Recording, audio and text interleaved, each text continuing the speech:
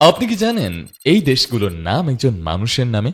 যেমন আমেরিকা, এর নাম এসেছে ইতালীয় অভিযাত্রী আমেরিগো ভেসপুচির নাম থেকে। তিনি ইউরোপীয়দের বুঝতে সাহায্য করেছিলেন এটা এশিয়া নয়, বরং সম্পূর্ণ নতুন একটি মহাদেশ। কিন্তু আমেরিগোর প্রভাব এখানেই শেষ নয়। 1499 সালে লেক মার্কাইবোর কাছে এসে তিনি পানির ওপর খুঁটি দিয়ে বানানো পুরো একটি গ্রাম দেখতে পান। দেখতেই ইতালির ভেনিসের মতো, তাই তারা এই অঞ্চলের নাম দেয় ভেনেজুয়েলা, মানে ছোট্ট জিনিস।